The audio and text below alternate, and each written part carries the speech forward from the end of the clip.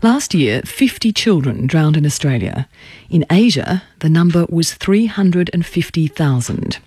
Now, a number of Australian lifesavers have been so moved by the enormous number of children who die in the water overseas that they've decided to take their expertise beyond our beaches. Next month, the Royal Lifesaving Society will launch the world's first international drowning research centre in Asia, as Nicole Butler reports. It's estimated during the daylight hours in Asia, a child drowns every 45 seconds. Justin Scarr is Chief Operating Officer of the Australian Royal Lifesaving Society. It puts it as the number one killer of children over the age of 1 through to 17. It's a significant public health issue. It's a public health issue that's escaped attention for many years, primarily because the child who drowns in rural Asia very, very rarely gets to the hospital. They drown within moments, they're buried within hours. And as a consequence, they don't get counted by many of the world's international development agencies that guide various development interventions. He says child drowning deaths have become an horrific epidemic across Asia. 50% of children under the age of 5 who drown within 10 metres of the home. In a rural context in Asia, water is literally everywhere. You've got agricultural ventures such as rice farming, you've got livestock being watered in the family compound, and you've also got large cooking vessels that carry water.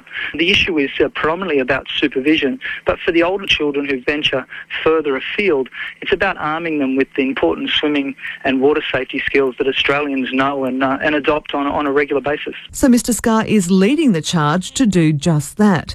Next month, the Royal Lifesaving Society, in partnership with the federal government agency AusAid, will open the world's first international drowning research centre in Bangladesh. Australian lifesavers will travel across Asia to help teach children basic swimming skills.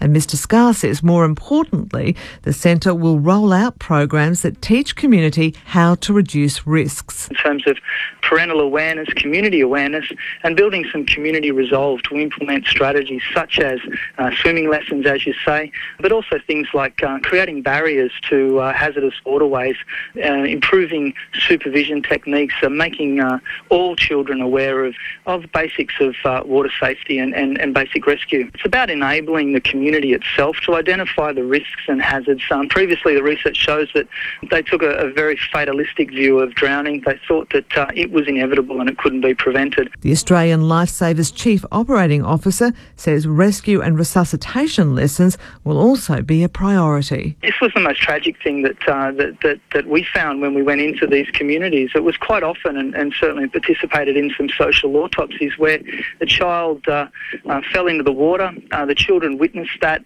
They ran to the opposite end of the village. They grabbed the parents, and by the time the parents got back, there were many people standing around watching this poor child drown. It was very clear at that point that the very, very basic things that Australians take for granted, such as basic rescue and CPR resuscitation skills, were absent in many communities across Asia. And so we're working very, very hard to build the survival reflexes at a community level that will help in that situation. And that's the core purpose of the International Drowning Research Centre. And we're, of course, very pleased that the Australian government is a strong partner in this venture.